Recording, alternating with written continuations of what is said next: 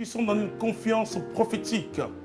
Je salue chacun d'entre vous dans le nom puissant de notre Seigneur Jésus-Christ.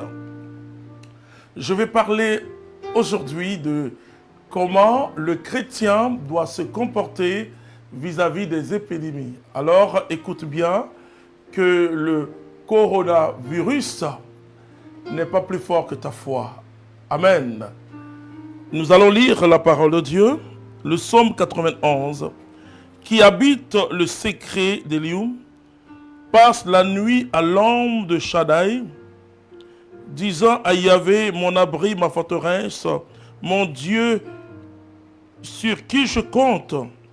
C'est lui qui t'arrache au filet de l'oiseleur, à la peste fatale, il te couvre de ses ailes.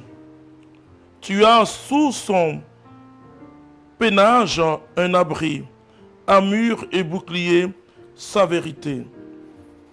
Tu ne craindras ni la terreur de la nuit, ni les flèches qui volent de jour, ni la peste qui marche en la ténèbre, ni le fléau qui dévaste à midi. Parole du Seigneur notre Dieu. Alors, je vais dire simplement aux chrétiens et aux non-chrétiens qui nous suivent que notre Dieu est le Dieu Tout-Puissant. De quoi il s'agit? Il s'agit d'un virus qui attaque. D'abord, je veux que, en tant que chrétien, il ne faut pas spiritualiser. Ne vois pas là d'abord le démon. Je dis toujours aux chrétiens, le démon n'est pas assez fort. Le démon ne bâtit rien. Mais il entre par les fissures du bâtiment. Le démon ne crée rien, mais il vient s'installer. Alors sache une chose, sois à l'abri de ton Dieu. Alors ce qu'il faut faire, c'est quoi?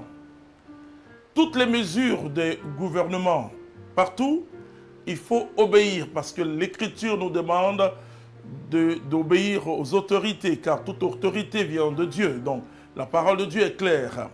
Toutes les instructions à la suite du gouvernement de l'Église, tu dois pleinement obéir. Il s'agit de quoi? Il s'agit simplement de mesures d'hygiène, des mesures de protection. Ne salue pas les personnes avec la main, mais il faut saluer, il faut sourire. Ce n'est pas la peine de donner des accolades, parce que tu seras à moins d'un mètre. Et tu peux, même si ce n'est pas le coronavirus, ça peut être la grippe et autre chose.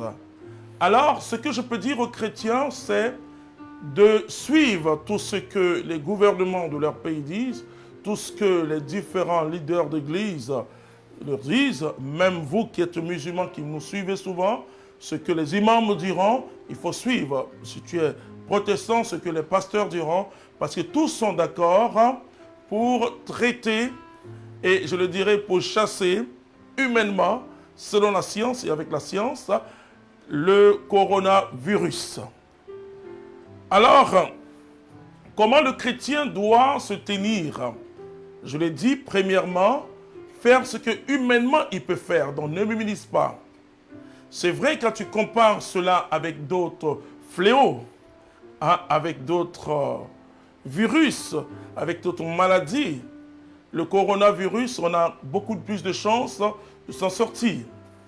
Mais tu dois obéir d'abord et suivre toutes les restrictions, toutes les ordonnances, toutes les directives.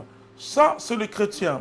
Le chrétien n'est pas celui qui met Dieu à l'épreuve. Donc, premièrement, ces mesures qu'il faut observer. Ne dis pas, oh, Jésus est fort, il est fort. Mais il donne l'intelligence aux hommes. Alors ça, c'est la première des choses. La deuxième des choses, et c'est ça qui est le plus grave. Qui est le plus grave parce que ce mal est en train de faire quelque chose d'autre. Stigmatiser certains. On voit un Chinois, on a peur. On voit quelqu'un qui vous dit, bon, j'étais en France il y a 40 jours, on a peur. Et ça, c'est pas bon. Le diable se sert de la peur. Écoute-moi bien, si tu as peur, ta prière n'arrive pas quelque part. La foi nous enseigne quelque chose de très fort. Tout ce qu'on demande à Dieu, on doit demander par la foi. Amen. La foi est une ferme assurance des choses qu'on espère, une démonstration de celles qu'on ne voit pas. Le diable est en train de se servir de la peur. Et les gouvernements tremblent. C'est normal. Beaucoup n'ont pas encore expérimenté la vie Zoé, donc c'est normal. Et des chrétiens aussi tremblent, c'est normal. Peut-être que, bon, c'est normal qu'il faut être prudent. Il faut être très très prudent, je le dis. Mais la force de l'Église, dans tous les siècles où il y a eu des fléaux comme la peste, où la science n'était pas avancée comme aujourd'hui, c'était la prière. Je bénis Dieu pour l'Église de l'Italie et surtout, et parce que c'est une initiative personnelle de certains prêtres ou de personnes qui se promènent avec Jésus Eucharistie. Frères et sœurs, il faut croire au surnaturel. Il faut faire tout ce qui est naturel. Tout ce que tu peux faire pour éviter ce virus, il faut le faire. Ne tente surtout pas Dieu, parce que ça aussi c'est un piège de l'ennemi, de te faire tenter Dieu. Hein? J'écoutais quelqu'un qui disait, lui, il parlait beaucoup, quoi, qu'il a le sang de Jésus sur lui, il n'a pas peur. Non, la Bible ne nous demande pas de tenter Dieu. Et les autorités étatiques ont pris des dispositions. Il faut entrer dans ces dispositions. Pas de problème. Maintenant, je veux te parler, toi qui as peur. Tu sais, n'aie pas peur. Dans la rue, quand tu te promènes, il y a des tuberculeux. Il y a des gens qui ont des maladies très très graves, qui se promènent. Mais pourquoi tu n'avais pas peur et que maintenant tu as peur? Il faut observer les mesures d'hygiène. Ça, il n'y a pas de problème. Mais n'aie pas peur, même si ton frère est malade. Ne le fuis pas. Notre foi nous conduit vers le malade. Jésus dit, j'étais malade. Et c'est pourquoi je bénis le pape, qui demande aux prêtres, toutes ces personnes qui sont en quarantaine et qui sont confinées quelque part, d'aller leur donner Jésus Eucharistie. Ça, c'est fort.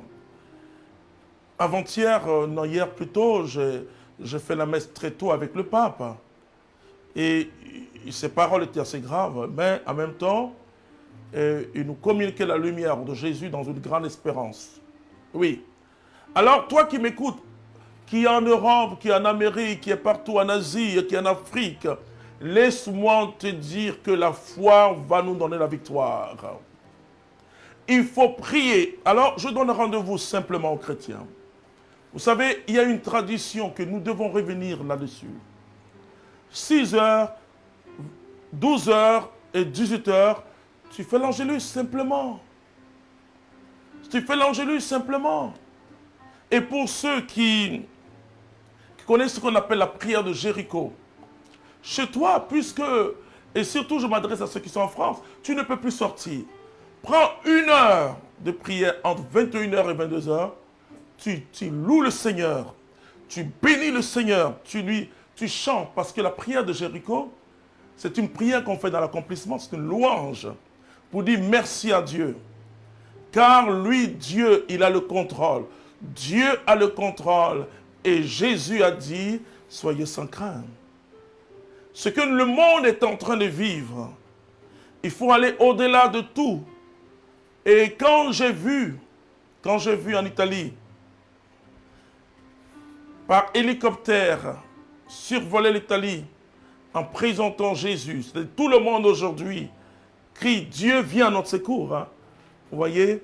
Alors je dis, le retour de Dieu en Occident. Alors toi qui es en Occident, reviens au Seigneur Jésus-Christ. Ce qui est grave, ce n'est pas la mort. Ce dont les hommes ont peur, c'est la mort. Ce qui est grave, c'est la séparation avec Dieu. Ce qui est grave, c'est le péché. Et parce que, pour le chrétien, Christ a vaincu déjà la tombe. Alléluia. Il nous donne la victoire. Alors pour le chrétien, vivre c'est le Christ et mourir est un gain, comme le dit l'apôtre Paul.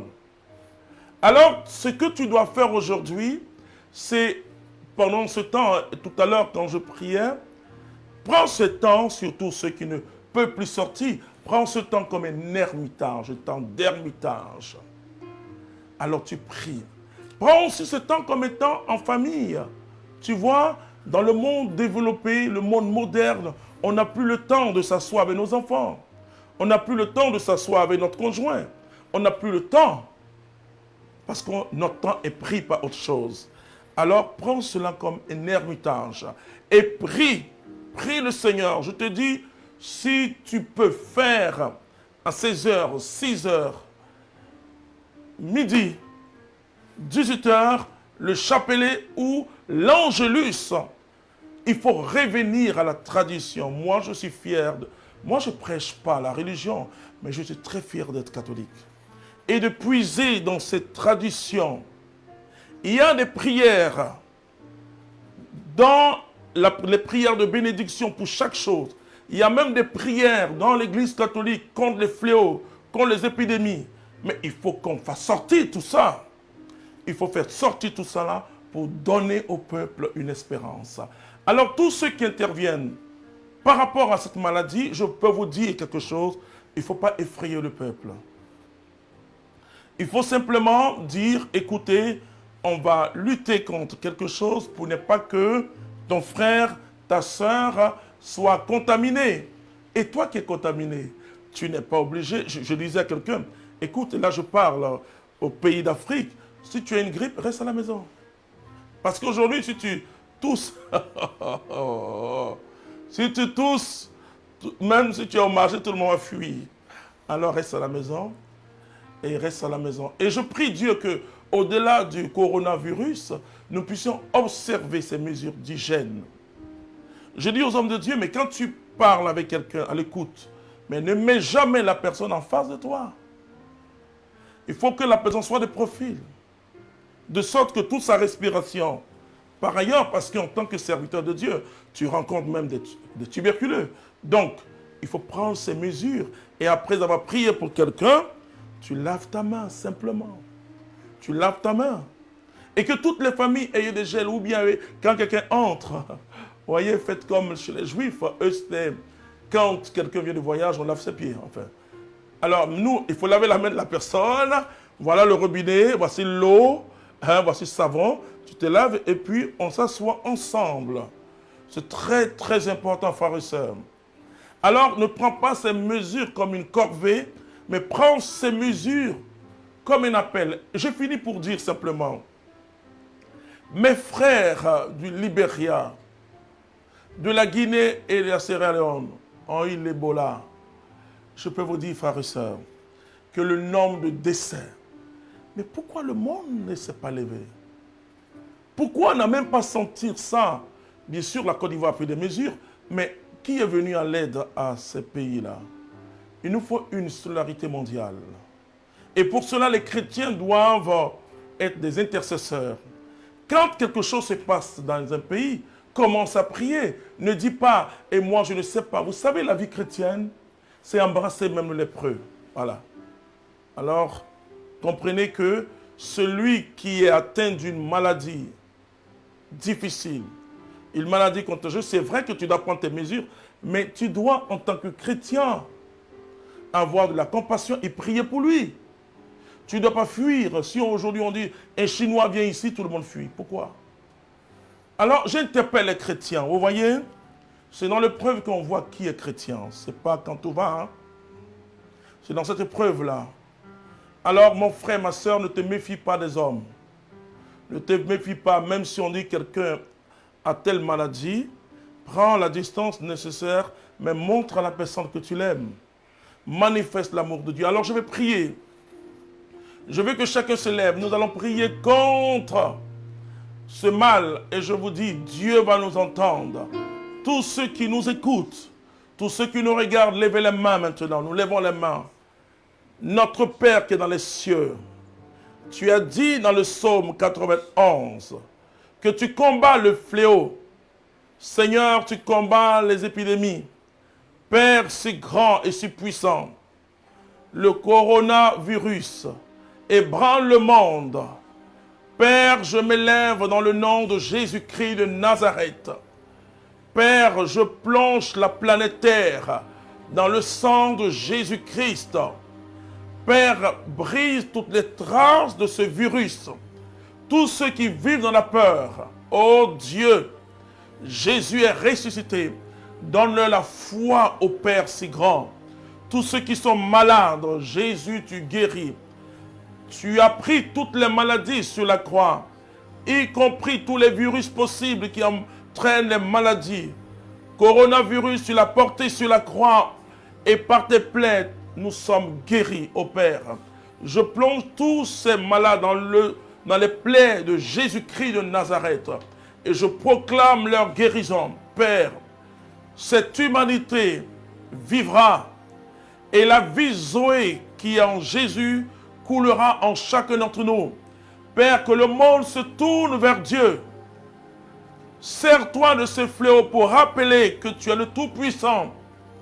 Par ta miséricorde, oh Dieu, que le monde revienne, que l'Occident revienne à Jésus, que les églises soient remplies, que les temples soient remplis, que la foi gagne l'Europe, l'Amérique, l'Asie, l'Australie et l'Afrique, partout, ô Dieu, en ces temps difficiles, que la gloire te revienne. Frères et sœurs, je vous aime et croyez que Jésus est au contrôle. N'ayez pas peur et que Dieu vous bénisse. Amen. Divin Amour TV est sur satellite. Achetez votre décodeur et profitez de votre chaîne au maximum. Le décodeur plus la parabole sont disponibles à Saint-François, à la Riviera Palmeraie près du collège Saint-Viateur. Au prix unique de 35 000 francs, le décodeur plus la parabole et l'installation. Vite, à chacun son décodeur. Infoline 40 35 15 14 68 14 82 57. Et profitez de la chaîne au maximum. 7 conseils pour se protéger contre le nouveau coronavirus. 1.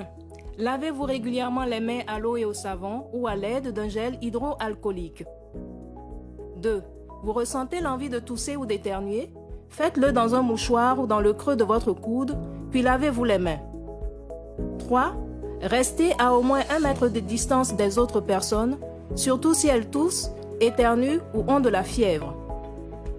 4. Évitez de vous toucher les yeux, le nez et la bouche. 5. Évitez tout contact direct avec des animaux vivants. Et si cela est impossible, veillez à vous laver les mains après le contact. 6. Ne mangez pas de produits animaux crus ou mal cuits. Et lavez-vous les mains. Nettoyez les surfaces et les ustensiles après usage. 7. Si vous avez de la fièvre, de la toux ou des difficultés à respirer, consultez un médecin.